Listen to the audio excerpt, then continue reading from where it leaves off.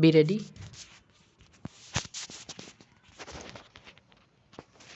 5 seconds. Start. Your Imperial Majesties have given our people the opportunity of welcoming you on other occasions in the past as well.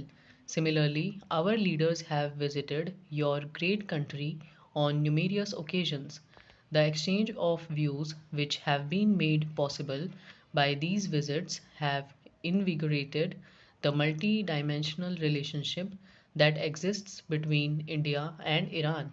With every high level visit that has been exchanged between our two countries, it has been possible to enlarge areas of cooperation and complementary and come closer together in our attitude to our and world problems. We have no doubt whatsoever that the present visit will impart further dynamism and vitality to the process of beneficial cooperation and mutual understanding between our two countries. The culture and traditions of our two countries have much in common. India's contacts with Iran go back many thousand years in history and legends. There has been a continuous interleaf of thoughts, beliefs, and ideas between the two countries. Anciently, Pahlavi and modern Persian are akin to us, symbolizing the continuity of a great cultural tradition which has its roots in the ancient past and has influenced us and in turn has been influenced by us. It is therefore not surprising that we share so much common inheritance of the way of life of our two peoples in our customs and manners, arts and crafts, literature, and above all, in the common values which we have carefully nourished and cherished through the centuries. It is therefore only natural that we continue to share certain attitudes in our international and bilateral issues. Both our countries believe in the peaceful settlement of disputes through friendly discussions. In our relations with our neighbors, we have both consistently tried with sincerity and goodwill to foster ties of friendship and good neighborliness. Iran has been experiencing a phenomenal transformation under the dynamic and far sighted leadership of Your Imperial Majesty and a social and cultural uplift under the inspiration of Her Imperial Majesty.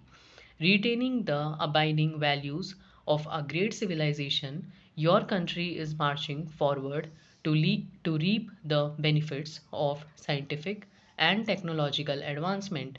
The remarkable progress achieved by Iran during the recent years stands testimony to your wisdom, foresight, and able stewardship.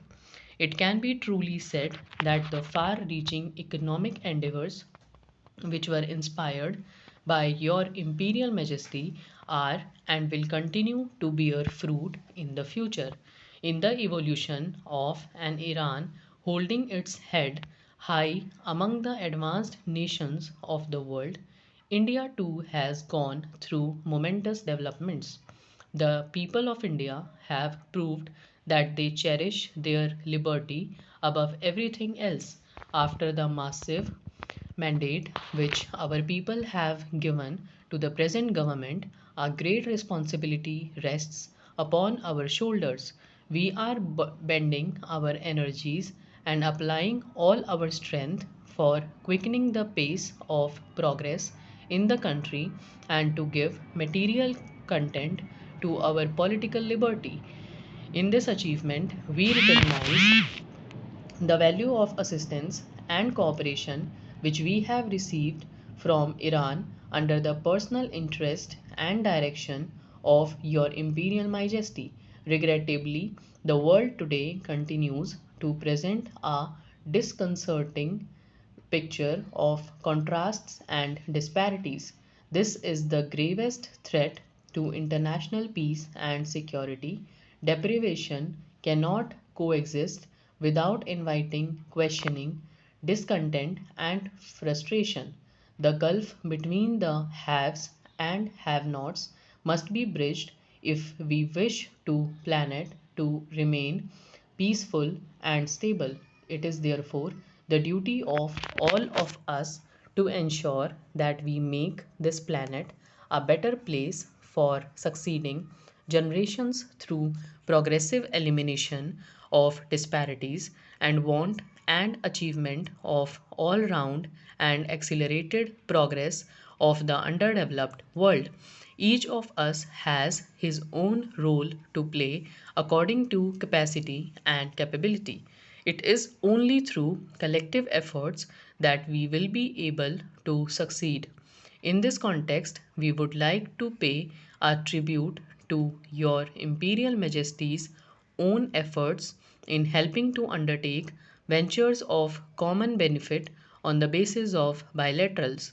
Your Imperial Majesty has crusaded for the removal of barriers restricting the flow of trade, commerce, and communications between the developed and the developing countries.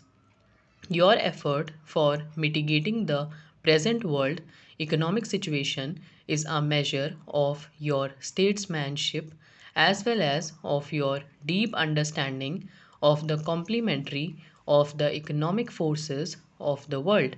I am firmly of the view that both our countries can play a significant role in broadening the trend for greater harmony and understanding between the North and South.